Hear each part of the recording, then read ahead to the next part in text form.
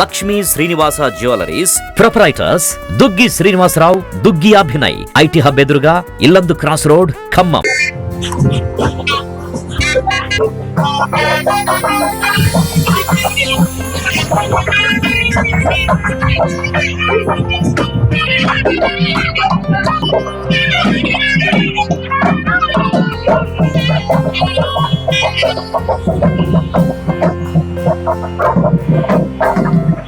Hello నమస్తే, welcome to Suman TV Khammam. నేను మీ విజయశ్రీ. మనం ఈ రోజులో శుభకార్యాలు అనగానే డీజేలు, డెక్కులు, ర్యాంపులు ఇవే వినిపిస్తున్నాయి.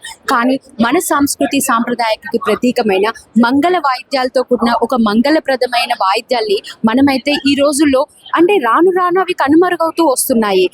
ఏ ఫంక్షన్లో చూసినా, ఏ శుభకార్యంలో చూసినా ఒక యూట్యూబ్లో పెట్టుకొని దాన్ని కనెక్ట్ చేసుకొని ఆ పాటలతోటే వాళ్ళు కానిచ్చేస్తున్నారు. కానీ మంగళ వాయిద్యాలకు పెట్టుకొని ఆ మంగళప్రదమైన కార్యాన్ని చేసే విధంగా ఈ రోజుల్లో అయితే మనం చూడట్లేదు.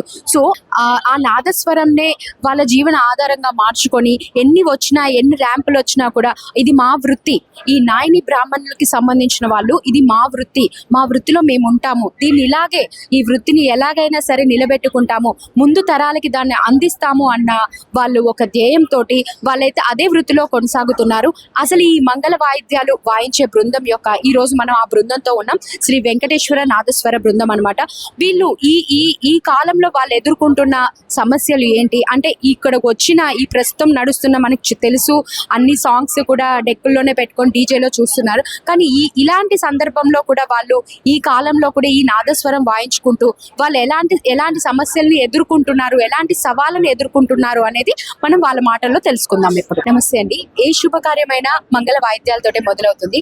అసలు ఈ మంగళ వాయిద్యాల గురించి మాకు వివరించండి. అంటే మీ పేరు, మీరు ఎన్ని సంవత్సరాలుగా ఈ వృత్తిలో ఉన్నారు? నేను దాదాపు 20 సంవత్సరాల నుంచిగా నేను నేర్చుకున్నామ్మా, ఈ వృత్తిలో చేస్తున్నాను. మంగళవాద్యం అంటే శుభకార్యాలకి శుభప్రదంగా ఉండేది మంగళవాద్యం అని అంటారు అనమాట. ఏ ప్రతి కార్యక్రమానికైనా శుభం కలగాలంటే ముందు ప్రతి కార్యక్రమానికి శుభకార్యంగా మంగళవాద్యం అది చేసుకోవడం జరుగుతుంది.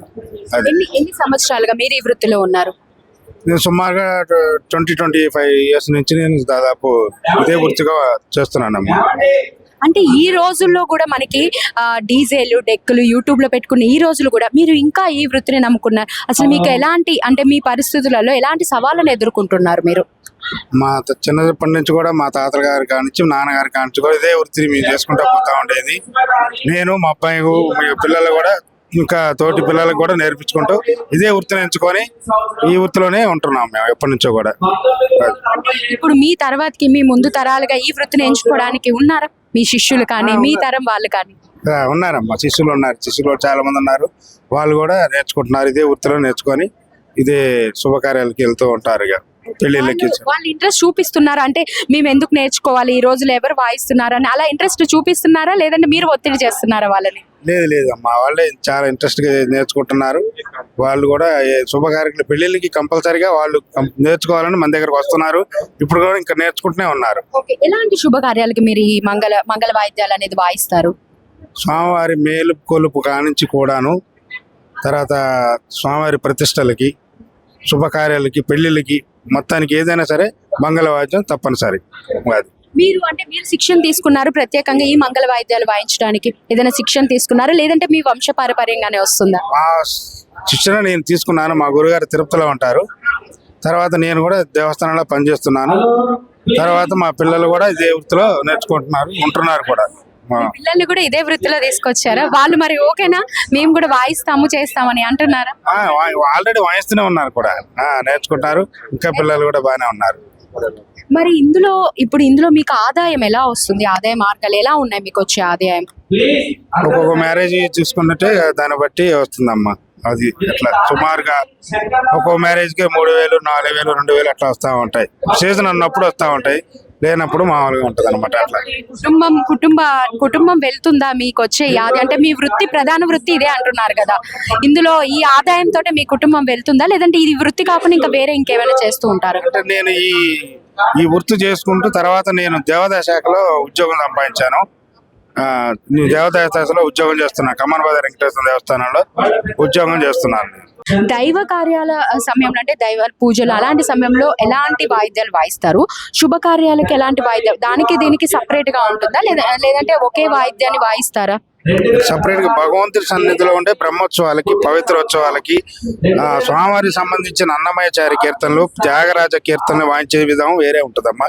ఇప్పుడు పెళ్లికి సంబంధించిన మ్యారేజ్లు కానీ వాటికి వాయించి వాళ్ళకి సంబంధించిన పాటలు, పెళ్లి పాటలు అవి వాయిస్తూ ఉంటాం అన్నమాట. వాయిద్యాలు ఎన్ని రకాలు ఉంటాయి? నాదస్వరంలో మాత్రం సన్నాయి, డోలు, శృతి, తాళం ఇవి ఉంటాయి. వేరే బ్యాండ్ మేళం అయితే వాళ్ళకి వేరే సెక్స్ఫోన్, క్లారినెట్ అవి వేరే ఉంటాయి అన్నమాట. వీటికి మాత్రం ఇవే ఉంటాయి, డోలు, సన్నాయి. ఇప్పుడు ఈ వాయిద్యాలు ఎన్ని రకాలు ఉంటాయండి? సన్నాయి, డోలు, శృతి, తాళం ఈ 4 అనేది ఉంటాయి అన్నమాట. అయితే శృతి అనేది సన్నాయికి ఆ శృతి చూసుకోవడానికి దానికి సంబంధించింది. తాళం, డోలు ఎంత వాయిస్తున్నాం మనం ఏంటి ఆ తాళం, రూపక తాళం, దాని తాళాన్ని బట్టి దానికి సంబంధించిన బట్టి తాళం దానికి ఉంటుంది. శృతి మాత్రం సన్నాయికి సంబంధించి ఉంటుంది అనమాట. ఈ మంగళవాద్యం వాళ్ళలో ఎక్కువ శృతి, తాళం, సన్నాయి. ఇప్పుడు మీరు అన్నిట్లో మీకు ఉందా? అంటే ఐ మీన్ అన్ని వాయిస్తారా? శృతి, తాళం అన్ని కూడా మీరు? నేను ఎక్కువ డోలు అంటే మనం కాదు, సన్నాయి, శృతి అంటే తాళం అవన్నీ తెలుసు. ఒక్కొక్కరు ఒక్కొక్క దాంట్లో ప్రావీణ్యులై ఉంటారా? ఒకళ్ళు డోలు కొట్టడంలో ప్రావీణ్యులు, ఒకళ్ళు సన్నాయిలో ప్రావీణ్యులు, అలా మీరు సెలెక్ట్ చేసుకుంటారా? అవునండి, ఇదే దానికి సంబంధించిన వాళ్ళు ఉంటారు. డోలు కళాకారు డోలే ఉంటుంది, సన్నాయి వాళ్ళు సన్నాయి ఉంటుంది. నేను సన్నాయి కళాకారు కాబట్టి సన్నాయి పిల్లలకి వాళ్ళకి నేను ఎక్కువ నేర్పిస్తూ ఉంటాను అనమాట. ఇప్పుడు నార్మల్ గా ఇప్పుడు ఒక ఈవెంట్ జరిగింది అనుకోండి, ఏదైనా కార్యక్రమం, ఆ కార్యక్రమంలో ఎంత మంది బృందం పాల్గొంటారు? సుమారుగా 2 సన్నాయిలు, 2 డోళ్ళు, ఒక శృతి, ఒక తాళం, 6 ఉంటారు. 6 అనేది కంపల్సరీ ఆ బృందంలో? 6 ఉంటేనే నిండుగా ఉంటది, సంప్రదాయబద్ధంగా ఉంటది, వాయించేటప్పుడు కూడా మంచిగా ఉంటది అనమాట. అది ఎంతవరకు ఉండాలి. ఈ ఊరేగింపులు వాటిల్లో కూడా ఇదే బృందంతో నడుస్తుందా? ఇదే బృందం ఉంటుంది. ఎక్కువ పెట్టుకుంటే మళ్ళీ 4 సన్నాయిలు, 4 డోళ్ళు, శృతి, తాళం, 10 మందిని కూడా పెట్టుకోవచ్చు. దీనికి ఏదైనా ప్రత్యేకంగా ఒక లెక్క ఉంటుందా? ఇన్ని డోళ్ళు ఉండాలి, ఇన్ని సన్నాయిలు ఉండాలి అని ఈ మంగళ వాయిద్యానికి లెక్క ఏమైనా ఉంటుందా? లెక్క అనేది ఏముంటదండి, మన ఇష్టం, పెంచుకున్న దాన్ని కొట్టి ఉంటుంది. అంటే ఎవరి స్తోమతికి తగ్గట్లు అలా ఉంటుందా? లేదంటే ఈ మధ్యతరగతి వాళ్ళ కాంచి కింది స్థాయి నుంచి కొంచెం ఉన్నత స్థాయిలో ఉన్న వాళ్ళందరూ పెట్టుకోవచ్చా ఈ మంగళ వాయిద్యాన్ని? పెట్టుకోవచ్చు, స్తోమతను పెట్టుకోవచ్చు. ఎక్కువ అయితే సింపుల్ గా అయితే 2 సన్నాయిలు, 2 డోళ్ళు, శృతి, తాళం 5, 6 అట్లా ఉంటుంది. ఇంకా బాగా మంచిగా పెట్టుకోవాలనుకుంటే 10 మంది, 12 మంది, 8 మంది అలా పెట్టుకుంటారు. మరి ఈ యూట్యూబ్లు, సాంగ్స్ ఇవి పెట్టుకోవడానికి మీ మంగళ వాయిద్యం వాయించడానికి ఉన్న తేడా ఏంటో చెప్పండి. ఇప్పుడు సన్నాయి మేళం అంటే మనం వచ్చి మేము కష్టపడి నేర్చుకొని వాటికి ఊపిరి పోస్తూ వాటికి చేసేటట్టుగా మేము వాయిస్తా ఉంటాం రియల్ గా. ఇప్పుడు క్యాసెట్ పెట్టిన దానికన్నా మేము వాయించిన దానికి తేడా ఉంటుంది. మేము అందరం కలిసి వచ్చి 5 కలిసి కూర్చొని వాయిస్తే అదొక రకంగా ఉంటది. ఇప్పుడు క్యాసెట్ పెట్టారు, క్యాసెట్ పెడితే అది క్యాసెట్ లానే ఉంటది. అట్లా అంటే ఇప్పుడు లైవ్ ఉన్న దానికి రికార్డెడ్ కి తేడా ఉంటది అంటారు, అంతే కదా? లైవ్ ఉన్న దానికన్నా రికార్డ్ కి తేడా ఉంటుంది. ఓకే సార్, మీ వారసులుగా నెక్స్ట్ ఎవరు? మా అబ్బాయి అండి. ఏం చదువుతున్నాడా? బీటెక్ ఫస్ట్ ఇయర్ చదువుతున్నాడు. ఓకే, చదువుకుంటూ నేర్చుకుంటున్నాడా? నేర్చుకుంటున్నాడు. హాయ్, మీ నేమ్ ఇంతియాజ్. Okay, nice. ఏంటి, ఏం చదువుతున్నారు? I'm studying BTech first year and I like nadaswaram well and సంగీతం అంటే చాలా ఇష్టం. సో దాంట్లోంచి నాదస్వరానికి వచ్చాను. ఎలా ఉంది అంటే ఈ రోజులో మనకు తెలిసిందే యూట్యూబ్ అవన్నీ నడుస్తున్నాయి, యూట్యూబ్ లోనే డీజేలు, డెక్కులు పెట్టుకొని చేస్తారు. బట్ ఈ రోజులో కూడా నీకు నాదస్వరం నేర్చుకోవాలని ఎందుకు అనిపించింది అసలు? అంటే ఇప్పుడు డెక్స్ అయినా ఇలాంటి వాటికి mostly depends on mechanical. Mechanical అంటే ఏంటి, హ్యూమన్ ఇంటర్ఫియరెన్స్ అనేది ఉండదు. హ్యూమన్ ఇంటర్ఫియరెన్స్ అయ్యి మన కాన్షియస్ గా చేసే దాంట్లో ఉన్న క్లాసికల్ ఇన్స్ట్రుమెంట్స్ అనేవి మన కాన్షియస్నెస్ కి, మన బీయింగ్ కి, మన బతకడానికి, ఫర్ ఆల్ నాలెడ్జ్ కి, మన టోటల్ లైఫ్ కి ఉపయోగపడుతుంది. వాటికి చాలా ఇంపార్టెంట్. ఈవెన్ నైస్, బాగా చెప్పారు. సో ఏమైనా ప్రోగ్రామ్స్ ఇచ్చారా? యా, బట్ టెంపుల్స్ లో ఉంటాను అట్లా. టెంపుల్స్ అయితే వాయిస్తున్నారా? టెంపుల్స్ లోకి వెళ్తా ఉంటాను బాగా. ఎలా అనిపిస్తుంది అంటే మీ ఫ్రెండ్స్ ఎవరైనా మిమ్మల్ని చూసి ఏంట్రా నువ్వు ఈ రోజులో కూడా నాదస్వరం ఎందుకు నేర్చుకున్నాను ఎవరైనా ఏమైనా అంటున్నారా? లేదు, they are adorable. They are వాళ్ళకి they are very close to sangeetham because of me. And ఎందుకంటే like they understand from me, అట్లా వాళ్ళ నా దగ్గర నుంచి అర్థం చేసుకొని అసలు ఏంటి ఇది అని. కానీ కొంతమంది ఉంటారు లైక్ ఏంటి వాళ్ళకి వెస్టర్న్ కి బాగా ఇష్టపడ్డ వాళ్ళు చాలా మంది ఉంటారు. అలా నాన్న నుంచి ఏమైనా ఒత్తిడి ఉందా నీకు, నువ్వు నేర్చుకోవాలి కంపల్సరీ అని, లేదంటే నీ ఇంట్రెస్ట్ తోటే నేర్చుకున్నావా? లేదు, డాడీ ఇంట్రెస్ట్ నుంచే నాకు ఇంట్రెస్ట్ పెరిగింది, ఆయన ఇంట్రెస్ట్ నుంచే నాకు పెరిగింది, ఇంకా ఆ ఇంట్రెస్ట్ నేను వదలట్లేదు అలా. ఓకే, ఇప్పుడు మ్యూజిక్ అంటే ఇంట్రెస్ట్ ఉంది, నాదస్వరం వాయిస్తున్నారు కదా, ఫ్యూచర్ లో ఏదైనా మ్యూజిక్ ఫీల్డ్ లోకి వెళ్ళే ఇంట్రెస్ట్ ఏమైనా ఉందా? Yeah, if there is an opportunity నేను పక్కా వెళ్తాను. Even I will handle my knowledge, my study కూడా నేను హ్యాండిల్ చేసుకుంటూ. బీటెక్ చదువుతున్నావు కదా, ఎందుకని మ్యూజిక్ సంబంధించిన కోర్స్ తీసుకోలేదు? మ్యూజిక్ లో కూడా కోర్సెస్ ఉన్నాయి కదా, అటువైపు ఎందుకు వెళ్ళలేదు? యా, అంటే like I want not vocationally like academic degree certificate different and vocational certificate different. So నాకు ఒకవేళ టైం ఉంటే జాబ్ చేసుకుంటూ అది చేయాలని ఉంది, ఈవెన్ ఒక మ్యూజిక్ స్టూడియో పెట్టాలని ఉంది. జాబ్ కూడా ఇంపార్టెంట్ అండ్ మ్యూజిక్ కూడా ఇంపార్టెంట్ అంటావు. అంతే. ఆల్ ది బెస్ట్, మంచి మ్యూజిక్ డైరెక్టర్ అవ్వాలని కోరుకుంటున్నాను. Thank you. నమస్తే అండి, మీ పేరు? రఘుశేఖర్ అండి. ఎన్ని సంవత్సరాల నుంచి డోల్ అనేది వాయిస్తున్నారు? ఒక 3 years నుంచి మేడం. ఓకే, అంటే నేర్చుకున్నారా పర్టికులర్ గా ఎక్కడైనా? నేర్చుకున్నాము. మా గురువు గారు కాశ్మీర్ గారు అని శ్రీరామ్ గుట్ట దగ్గర ఉంటారు, ఖమ్మంలో. ఎలా మీకు అంటే ఇది నేర్చుకోవాలి అని ఎలా ఆలోచన ఎందుకు వచ్చింది? అంటే ఇప్పుడు ఉన్న పరిస్థితుల్లో మనకు తెలిసిందే ఎలా ఉంది పరిస్థితులు అనేది, అన్ని కూడా ఈ జనరేషన్ అంతా కూడా ఈ డోలు సన్నాయి మంగళ వాళ్ళకి అసలు తెలియని కూడా తెలియదు అలాంటివి ఉంటాయి అని కూడా.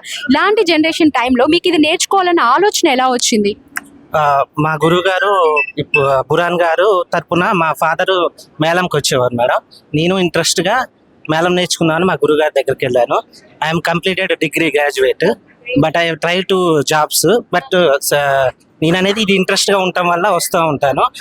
నేను నార్మల్గా జాబ్స్ వాటి కూడా సెర్చింగ్ చేస్తున్నాను మేడం. బట్ ఏంటంటే నాకు వచ్చేసి దీని మీద ఇంట్రెస్ట్. ఇప్పుడు మీకు ఈ డోలు ఈ ప్రోగ్రామ్ అనేది ఆర్థికంగా మీకు ఏమైనా సహాయపడుతుందా? అవును మేడం, నాకు పర్సనల్ అమౌంట్ కానీ పార్టీ అమౌంట్ కానీ పనిచేస్తుంది. దీని నుంచే మీకు వస్తుందా ఆర్థికంగా అమౌంట్ కానీ? మీరు అంటే రేపు ఫ్యూచర్ లో కూడా ఇది కంటిన్యూ చేస్తారా? అంటే ఏమంటారు, ఇంకా ఇదే కాకుండా వేరే వృత్తి కూడా ఏమైనా చేస్తున్నారా? లేదు మేడం, నేను ప్రస్తుతానికి ఇదే, నేనంటే జాబ్ ట్రయల్స్ లో ఉన్నాము. ప్రెసెంట్ అయితే కంప్లీట్ గా దీని మీదే డిపెండ్ అయి ఉన్నారు. అవును మేడం, ప్రెషర్ డిపెండ్స్ అయి ఉన్నాము. అంటే జాబ్ ఏమైనా వస్తే వెళ్ళిపోతాను. మా ఫాదర్ ఇక్కడ ఈ వర్క్ లో ఉంటారు, మా తాతగారు టైం నుంచి ఇక్కడ మేము దీంట్లో చేస్తాం. వంశపారంపర్యంగా ఇలా వస్తుందంటారా? నెక్స్ట్ మీ కిడ్స్ కూడా నేర్పిస్తారా? Compulsory madam. ఎందుకు అంటే మనం జాబ్ అని కాదు, ట్రెడిషనల్ అనేది నేర్పించుకోవటం మనకి ఒక హక్కు. అది మనకి ఎందుకంటే ఇప్పుడు నార్త్ ఇండియన్స్ అటు సైడ్ ట్రెడిషనల్ గురించి తెలియదు ఎవరికి, జస్ట్ జాబ్, వర్క్, హోమ్ అంతే. మనం ఏంటంటే సౌత్ ఇండియాలో ఒక సాంప్రదాయంగా ఉంటుంది, అది నా కిడ్స్ కి నేను నేర్పిస్తాను కంపల్సరీ. ఎన్ని ప్రోగ్రామ్స్ చేస్తారు 1 month లో? ఎన్ని వస్తాయి మీకు ఇలా? 1 month లో ఒక 10-20 వస్తుంది.